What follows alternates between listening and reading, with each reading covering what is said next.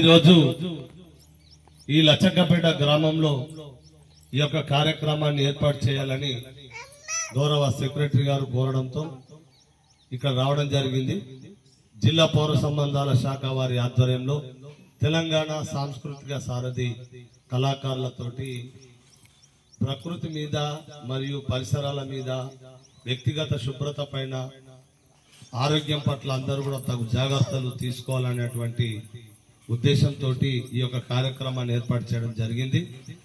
మరి గౌరవ కలెక్టర్ గారు ఎప్పటికప్పుడు జిల్లాలో ప్రజల సంక్షేమం కొరకు, ప్రజల ఆరోగ్యం కొరకు ఎప్పటికప్పుడు వారు ఎన్నో రివ్యూ మీటింగ్లు తీసుకొని అధికారులందరినీ కూడా జిల్లా వ్యాప్తంగా అప్రమత్తం చేస్తూ ఈ కార్యక్రమాలను రూపొందించడం జరుగుతుంది.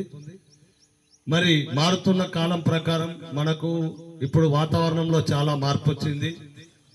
మనకు ఎప్పుడైనా కూడా వర్షాలు అనేటివి సుమారుగా సెప్టెంబర్ నెలాఖరు వరకే ఈ వర్షాలు అనేటివి ఉంటుండే.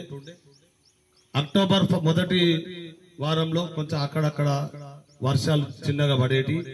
కానీ ఇప్పుడు వర్షాలు ఎప్పుడు పడుతున్నాయో ఎప్పుడు పడతలేవు, ఎప్పుడు ఎండ కొడుతుందో ఎప్పుడు చల్లబడుతుందో, ఎప్పుడు ఉబ్బర పోస్తుందో ఎప్పుడు మబ్బులు అవుతున్నాయో కూడా తెలియనటువంటి పరిస్థితుల వల్ల, వాతావరణంలో మార్పు వల్ల మన ఆరోగ్యం కూడా కొద్దిగా ఇబ్బందులు అవుతున్నాయి. దానివల్ల మరి దీనికి మనం తీసుకోవాల్సినటువంటి జాగ్రత్తలు కూడా ఎన్నో ఉన్నాయి.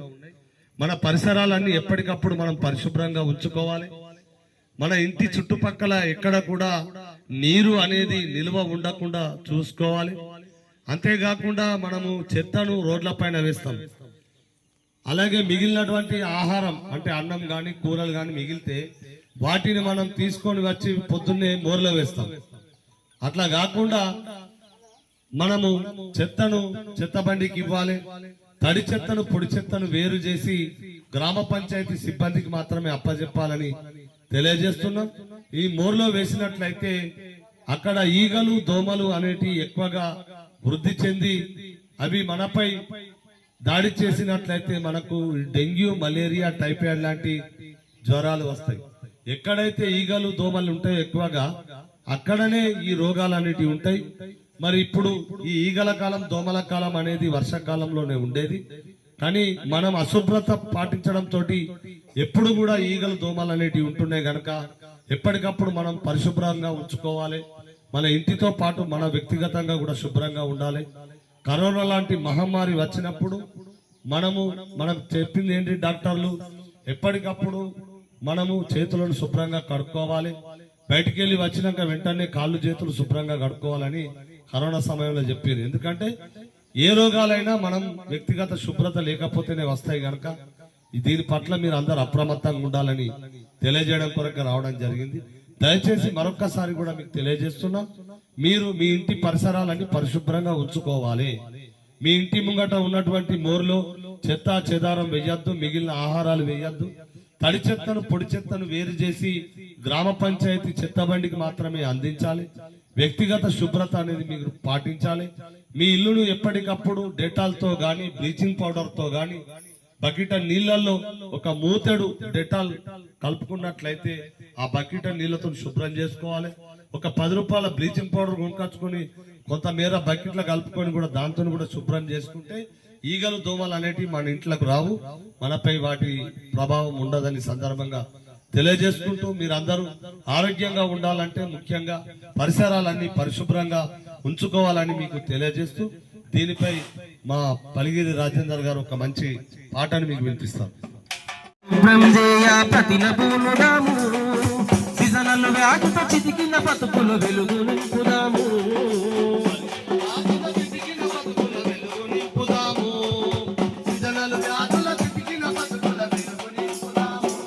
మన ఇంటికి ఇచ్చిన బుట్టల్లోనే చెత్తను వేద్దాము,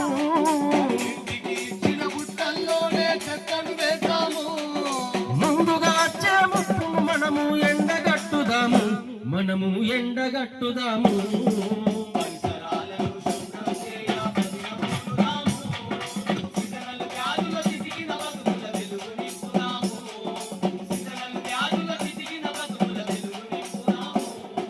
చినుకు పడగాని సీజనల్ వ్యాధులు చిక్కులు పెడతాయి. భక్తరచ్చి మన గ్రామాలలో పెడతాయి. కక్కరొచ్చి మన గ్రామాలలో గావర పెడతాయి. కక్కరొచ్చి మన గ్రామాలలో గావర పెడతాయి. గరీబు బ్రతుకుల ప్రాణాలను చిదిమే వేస్తుంది. గరీబు బ్రతుకుల ప్రాణాలను చిదిమే వేస్తుంది. చిన్న పెద్ద తేడా లేక అందరికొస్తుంది, అది యాగం చేస్తుంది. పరిసరాలను శుభ్రం చేయ ప్రతినబూనుదాము. సీజనల్ వ్యాధుల చితికిన బతుకుల వెలుగు నింపుదాము. సీజనల్ వ్యాధుల చితికిన బతుకుల వెలుగు నింపుదాము. అడ్డమైన రోగాలొచ్చి ఆగమాయ బ్రతుకు, చీటికి మాటికి చేతులు కడగక తింటే నీకొచ్చు. చీటికి మాటికి చేతులు కడగక తింటే నీకొచ్చు. చీటికి మాటికి చేతులు కడగక తింటే నీకొచ్చు. తాపకు చేతులు కట్టి శుభ్రంగా ఉందాము. తాపకు చేతులు కడిగి శుభ్రంగా ఉందాము. చల్లని గాలిని వీచే చెట్లను పెంచుదాము, ఇక మనం పెంచుదాము. పరిసరాలను శుభ్రం చేయ ప్రతినబూనుదాము. సీజనల్ వ్యాధుల చితికిన బతుకుల వెలుగు నింపుదాము. సీజనల్ వ్యాధుల చితికిన బతుకుల వెలుగు నింపుదాము. సర్కారిచ్చే సౌకర్యాలను వినియోగించుదాము. ఆడుతూ పాడుతూ ఊరు వాడ బాగు చేస్తుందా. ఆడుతూ పాడుతూ ఊరు వాడ బాగు చేసుకుందా. ఆడుతూ పాడుతూ ఊరు వాడ బాగు చేసుకుందా. మన బడిలో గుడిలో బజారులలో శుభ్రం చేద్దాము. బడిలో గుడిలో బజారులలో శుభ్రం చేద్దాము. మన బజారులలో శుభ్రం చేద్దాము. బడిలో గుడిలో బజారులలో శుభ్రం చేద్దాము. స్వచ్ఛమైన మన పల్లెలను నిర్మాణం చేద్దాము, నిర్మాణం చేద్దాము. Thank you. ఎప్పటికప్పుడు మనం పరిసరాలను పరిశుభ్రంగా ఉంచుకుంటేనే మనం అందరం కూడా ఆరోగ్యంగా ఉంటామని మరొకసారి తెలియజేస్తున్నాం. మొన్ననే గౌరవ మంత్రి వర్యులు జూపల్లి కృష్ణారావు గారు, మా సంబంధిత శాఖ మంత్రి, వారు ఒక చక్కటి కార్యక్రమాన్ని రూపొందించారు గవర్నమెంట్. ఎందుకంటే ప్రజలకు అవగాహన లేకుండా చాలా అంటే వృధాగా ఖర్చులన్నీ చేస్తున్నారని వారు కొన్ని ఎగ్జాంపుల్స్ చెప్పారు. మరి అవి కూడా మీకు తెలియజెప్పడం కొరకు ఒక మంచి ప్రోగ్రామ్ను గౌరవ సెక్రటరీ గారిని మేము కోరుతున్నాం. ఒకరోజు మంచి టైం తీసుకొని కొంత మేర మందిని ఎక్కువగా మొబిలైజ్ చేస్తే మరొక రోజు మంచి ప్రోగ్రామ్ చేద్దాం సార్. ఎందుకంటే మనకు ఇలా మనం మిడిల్ క్లాస్ వ్యక్తులు కానీ మధ్యతరగతి వ్యక్తులు అందరూ కూడా చాలా వరకు మరి ఎన్నో కష్టాలు అనుభవిస్తున్నారు. ఎంత కష్టం చేసినా కూడా మనకు రూపాయి మిగలకుండా ఉంటుందంటే దానికి గల కారణాలు ఏంటనేది కూడా మేము తెలియజెప్తాం. ఎందుకంటే ఇప్పుడు మనకు గవర్నమెంట్ హాస్పిటల్ ఉన్నాయి. గవర్నమెంట్ హాస్పిటల్ అనేటి మన జగిత్యాల జిల్లాలో మనకు డెలివర్లకు సంబంధించి మాతా శిశు అనేది ఉంది. అందులో ఎంతో నిష్ణాతులైనటువంటి డాక్టర్లు ఉన్నారు. అంతేకాకుండా ఇప్పుడు మనకు అక్కడ సిటీ స్కాన్ కానీ మెదడుకు సంబంధించిన డాక్టర్లు, నరాలకు సంబంధించినటువంటి డాక్టర్లు, కాళ్ళు చేతులు ఇరిగితే కూడా చూసే డాక్టర్లు ఉన్నారు, ఎండీలు ఉన్నారు, ఎంఎస్లు ఉన్నారు.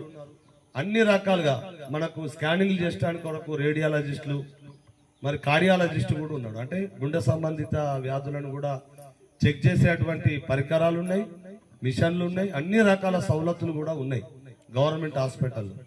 కానీ మనం ఏం చేస్తామంటే ప్రైవేట్ హాస్పిటల్కి పోతాం. ప్రైవేట్ హాస్పిటల్ పోగానే మనకి ఏం చేస్తారు, 400 రూపాయలు తీసుకొని ఫీజు తీసుకొని డాక్టర్ దగ్గర పంపిస్తారు. డాక్టర్ దగ్గరికి పోగానే ఏమైందమ్మా అని అడుగుతారు. ఉదాహరణకు, సార్ 3 రోజుల నుంచి జ్వరం వస్తుంది సార్, తగ్గుతలేదు, గోళీలు వేసుకుంటే అప్పుడే తగ్గుతుంది, లేకపోతే అప్పుడే వస్తుంది, ఎందుకైనా మంచిది మిమ్మల్ని ఒకసారి కలిసిపోదామని వచ్చినాం సార్ అంటే సరే అంటాడు. ఆయన ఏం చేస్తాడు, ఆయన రక్త పరీక్షలు రాస్తాడు. రక్త పరీక్షలో 2-3 రకాలు రాస్తారు. డెంగ్యూ సంబంధించింది రాస్తారు, టైఫాయిడ్ సంబంధించింది రాస్తారు, తర్వాత మలేరియాకు సంబంధించిన టెస్ట్ రాస్తారు, తర్వాత సిబిపి మనకు రక్తంలో ఏమైతే ప్రాబ్లమ్స్ ఉన్నాయో అది రాస్తారు, యూరిన్ టెస్ట్లు రాస్తారు. ఇవన్నీ టెస్ట్లకు సుమారుగా 800-1000 రూపాయలు అవుతాయి. ఆ టెస్టులు చేసిన తర్వాత ఏమంటారు డాక్టర్ అంటే, అంతా మంచిగానే ఉంది కానీ కొద్దిగా మీకు వీక్నెస్ ఉంది, అది ఉంది, ఇది ఉంది, మంచిగా ఉంటే మంచిగా ఉంది అంటారు, మంచిగా లేకపోతే ప్లేట్లెట్స్ డౌన్ అయినాయి, మీకు రెడ్ సెల్స్ అదైనాయి, ఇదైనాయి అని చెప్తారు. చెప్పి మీరు 3 రోజులు మందులు వాడరు, లేదంటే మళ్ళీ వచ్చి దవాఖానలో అడ్మిట్ గారు అంటారు. అదే డెంగ్యూ మలేరియా టైఫాయిడ్ లాంటి జ్వరం వచ్చి ప్రైవేట్ దవాఖానలో మనం ఒక 5 రోజులు అడ్మిట్ అయితే 30,000 40,000 బిల్లు ఎత్తాం. అదే డెంగ్యూ జ్వరం వచ్చి పడుకున్నట్లయితే ఒక వారం రోజులు ఐసీయూలో ఉంచి ఆ ఐసీయూ ఛార్జ్ ఒక్కొక్క దవాఖాన ఒక్కో తీరు ఉంటుంది. ఒక 5,000 ఉంటుంది, ఒక 10,000 ఉంటుంది. మరి వారం రోజులు ఉంచుకొని 70,000-80,000 బిల్లు వేసి పంపిస్తాడు. మరి అవే జ్వరాలు మనం సివిల్ హాస్పిటల్ గవర్నమెంట్ దవాఖానలకైనా తగ్గుతాయి. లేదు కొద్దిగా అనుభవం ఉంటే ఇంటికాడ కూడా తగ్గుతాయి. ఈ జ్వరాలు కానీ డెంగ్యూ జ్వరం వచ్చినా కూడా ఇంటికాడ ఉండి ట్రీట్మెంట్ తీసుకున్నా కూడా తగ్గేటువంటి అవసరం ఉన్నది. దాని మీద ప్రజలకు కూడా అవగాహన అయింది, చాలా మేరకు అందరికి తెలిసిపోయింది. కానీ మనం ఏం చేస్తామంటే ప్రైవేట్ దవాఖానకు పోతే ఇట్లా ఖర్చు పెట్టుకుంటాం. డెలివరీకి వస్తే ఒకప్పుడు డెలివరీ అంటే నార్మల్ డెలివరీ 3-4 వేల రూపాయలలో చేసేది. ఇప్పుడు నార్మల్ డెలివరీలు లేదు, ఖచ్చితంగా చీరుతురు, ఆపరేషన్ చేస్తారు మన భాషలో చెప్పాలంటే. మరి అక్కడ ఏమైతుంది, ఒక డెలివరీ 1,00,000 రూపాయలు అవుతుంది. ఏ హాస్పిటల్ ప్రైవేట్ దవాఖానకు పోతే 1,00,000 రూపాయలు అవుతుంది. ఇక మనం పేదరికంలో ఉండాలంటే ఎట్లుంటాం?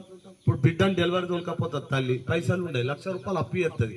ఆ 1,00,000 అప్పు ముట్టాలంటే ఎన్ని రోజులు పడుతుంది? 2 ఏళ్ళు 3 ఏళ్ళు పడుతుంది. ఎందుకంటే మనం బతకడానికి కొరకే నెలకు 10,000 15,000 సంపాదించుకుంటాం. ఈ 1,00,000 అప్పు ఎట్లా తీరుతుంది? ఒక 3 ఏళ్ల వరకు తాపకింది ముట్ట చెప్పుకుంటాం.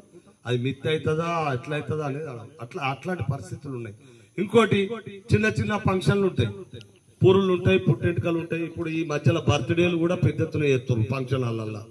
ఓ న్యూస్ ఒకళ్ళు అంటే తోటివాడు తొడగోసుకుంటే మేము మెడగోసుకుంటాం అన్నట్టు అట్లాంటిది కూడా చేసుకుంటూ ఫంక్షన్ల పేరు మీద కూడా లక్షల రూపాయలు ఖర్చు పెట్టుకుంటారు పెద్దరికం కొరకు. ఆడట్లా చేసి నేనేం తక్కువనాని, మన ఉన్నాయా లేవా అని చూస్తలే, చేద్దాం సెలవు తర్వాత చూద్దామని అట్లా కూడా ఆర్థికంగా నష్టపోతున్నాం. బాకీలు బాగా అయినాయి అనుకోరు, తీవ్రమైన బాకీలు అయితే మన మెడ మీదకి వచ్చింది అంటారు. మెడ మీదకి వచ్చినప్పుడు ఏం చేస్తామంటే ఓ గుంట భూమి ఉంటాం, లేకపోతే ఎకరం భూమి ఉంటే అల్లెక్కలు 1/2 ఎకరం అమ్ముకుంటాం. అంటే తాతల తండ్రుల నాటి నుంచి కాపాడుకున్న భూమిని ఇవాళ మనం ఎత్తులకు పోయి మనం ఖర్చులు పెట్టుకుంటాం, దాంతో అమ్ముకుంటున్నాం. దయచేసి వీటి పట్ల కూడా మీరు అప్రమత్తంగా ఉండాలి. ప్రైవేటు దవాఖానలో పోవద్దు, ప్రైవేటు స్కూళ్ళల్లో కూడా మన పిల్లలను చేర్పియద్దు. ఎల్కేజీ యూకేజీ పోరాళ్ళకు కూడా 40-50 వేల ఫీజులు ఉన్నాయి. ఎందుకు, ఏం అవసరం? ఎల్కేజీ యూకేజీలే వాడు కలెక్టర్ అవుతాడా మన బిడ్డ? కాదు. 10th వరకు కూడా గవర్నమెంట్ స్కూళ్ళల్లో మంచిగా చెప్తున్నారు. గురుకులాలు ఉన్నాయి, అందులో కూడా ఇంటర్మీడియట్ డిగ్రీ ఉన్నాయి. అందులో మరి ఇప్పుడు ప్రైవేటు స్కూళ్ళల్లో చెప్పేటోళ్ళు ఎవరు? 10వ తరగతి ఇంటర్ చదివిన వాళ్ళు చెప్తారు. అదే గవర్నమెంట్ దాంట్లో చెప్పేటోళ్ళు ఎవరమ్మా? వాళ్ళు ఎప్పుడైనా కూడా 4-5 రకాల ఎగ్జామ్స్ రాస్తారు. వాళ్ళు పోటీ పరీక్షలు రాసి ఒక్కసారి తప్పితే ఇంకోసారి రాసి పాస్ అయిన వాళ్ళు ఉంటారు. అలా మనం ఇక్కడ మన ఊళ్ళో ఎల్లయ్య కొడుకు మల్లయ్య కొడుకు చెప్పే స్కూళ్ళలో అనిపిస్తాం, ఏమవుతుంది? అట్లా కాకుండా దయచేసి గవర్నమెంట్ సంబంధించిన స్కూళ్ళలోనే మన పిల్లలను చదివించాలి. గవర్నమెంట్ దవాఖానలోనే మనం అన్ని రకాల సౌలతులు ఉన్నాయి. పోయినట్లయితే మనకు 10 రూపాయలు మిగులుతాయి అమ్మ. ఇప్పుడు నేను చెప్పినట్టు 50,000 60,000 జ్వరం వచ్చి ఖర్చు పెట్టుకుంటే మనం గవర్నమెంట్ దవాఖానలో పోతే 50-60,000 మిగిలినట్టే కదా. మన బిడ్డ డెలివరీకి వెళ్ళకపోతే 1,00,000 రూపాయలు ప్రైవేట్ దవాఖానలో పెడుతున్నాం, అవి మిగిలినట్టే కదా. ఇట్లాంటి పరిస్థితులు వద్దని చెప్పి గవర్నమెంట్ ఒక మంచి కార్యక్రమం తీసుకుంది మీ కొరకు, మనందరి కొరకు. దయచేసి వీటి పట్ల మీరు అన్యత భావించకుండా అందరం కూడా ఆర్థికంగా ఎదగాలన్నా, ఆర్థికంగా నిలదొక్కుకోవాలన్నా కూడా మధ్యతరగతి బతుకులు కొంతమేర పొట్ట బట్ట ఇల్లు ఉండాలంటారు. ఎప్పుడైనా రోటీ కపడా और మఖాన్ ఇవన్నీ ఉండాలంటే మనము మధ్యతరగతి బతుకులు కష్టం చేసుకొని బతికేటోళ్ళం కనుక ఖర్చులను ఆదా చేసుకొని ఉంటే బాగుంటుందని సందర్భంగా తెలియజేస్తున్నాం. ఈ కార్యక్రమానికి పెద్ద ఎత్తున కూడా ఈ గ్రామంలో జరపాలని సెక్రటరీ గారిని కోరుతున్నాం. మరొక్క రోజు మంచి సమయం తీసుకొని మీరు మాకు ఒక్కరోజు ముందు చెప్తే తెల్లారి ఆ ప్రోగ్రాం పెట్టుకుందాం సార్. ఈ రోజు ఇక్కడ ఈ కార్యక్రమానికి విచ్చేసినటువంటి మా ఆడబిడ్డలందరికీ, మహిళలకు, అక్కలకు అందరికి కూడా చేతులెత్తి నమస్కరిస్తూ మేము చెప్పిన విషయాలన్నీ కూడా మీరు కూడా 10 మందికి చెప్పి మంచిగా మీరు అందరూ డెవలప్ కావాలి, ఆరోగ్యంగా ఉండాలని సందర్భంగా తెలియజేసుకుంటూ ఈ అవకాశం కల్పించినందుకు ప్రత్యేకంగా ధన్యవాదాలు తెలియజేసుకుంటూ సెక్రటరీ గారు మాట్లాడతారు. ఇప్పుడు మన ఊళ్ళలోకి వచ్చేసింది. ఒకప్పుడు ఈ డ్రగ్స్ గంజాయి అనేది మహానగరాలలో ఉండేది. బెంగళూరు, చెన్నైయో తప్పితే మనకు కలకత్తా లాంటి, ముంబై లాంటి, ఇటు మన హైదరాబాద్ లాంటి నగరాల్లో ఉండేది ఈ డ్రగ్స్ గంజాయి అనేది. కానీ ఇప్పుడు ఏమైపోయిందంటే మన ఊర్లలోకి వచ్చింది. మన పోరగాళ్ళు అలవాటు చేసుకుంటారు, మనం గమనిస్తాం. పోరాడు ఇంత తాగిండు కావచ్చు అనుకుంటాం, తాగుడు కాదు. వాడు ఇంత కల్లుబొట్టు తాగినా ఇంత బరండి విస్కీ తాగినా బీరు తాగినా అది వేరు, కానీ అది కూడా తాగద్దు. కానీ దానికి 100 రెట్లు ప్రమాదకరమైనది డ్రగ్స్ గంజాయి. తాగుడు కంటే 100 రెట్లు ప్రమాదకరమైనది. ఈ డ్రగ్స్ గంజాయి తీసుకున్న పురాణాలు ఎట్లుంటారంటే వాడు ఎవరి మాట వినడు, వాడు ఏం చేస్తాడో తెలియదు. అమ్మను చూడాడు, అయ్యను చూడాడు. వాడు అడిగింది చేయకపోతే అక్కడ ముంగట్టున్నోళ్ళు ఎవరన్నా కానీ వాళ్ళని కథమే ఎత్తాడు. ఈ డ్రగ్స్ గంజాయి తీసుకున్న వాళ్ళు ఏం చేస్తున్నారు? మర్డర్లు చేస్తున్నారు, మానభంగాలు చేస్తున్నారు, దొంగతనాలు చేస్తున్నాం. మనం ఏమనుకుంటాం? మన పోరాలు మనం బతుకుతున్నాం, కష్టం చేస్తున్నాం. మన పోరాలు మంచిగా బతకాలని మీరు కాయ కష్టం చేసి హైదరాబాద్ లాంటి నగరంలో బిఏడో ఇంకా తప్పితే మనం బీటెక్ చదివిస్తాం, ఉన్నత చదువులు ఎన్నో చదివిస్తాం. వాళ్ళు అక్కడ చదువుకుంటూ మంచిగా ఉంటే సంతోషం, అందరికి కూడా సంతోషం. కానీ అక్కడ ఈ డ్రగ్స్ గంజాయి అనేది అలవాటు అయితే వాడు ప్రయోజకుడు అవుడు, దేవుడేరు, కానీ ఆడు మన చేతికి అందకుండా పోతాడు, వాడు చాలా రోజులు బతకడు. అట్లాంటి పరిస్థితి ఉంటుంది కనుక మన పిల్లల్ని కూడా తల్లిదండ్రులు ఎప్పటికప్పుడు అప్రమత్తంగా ఉండాలి. వాడికి రెగ్యులర్ గా ఫోన్ చేయాలి, వాడి ప్రవర్తన కూడా ఎట్లున్నది ఏందనేది చూడాలి. వాడికి డ్రగ్స్ గంజాయి తీసుకున్నానికి ఆకలి కూడా కాదు, ఆకలి కాదు, వాడి చెంపలు లోపలికి పోతాయి, కడుపు లోపలికి పోతాయి, కళ్ళు ఎర్రబడతాయి, బాడీ షేక్ అవుతుంది.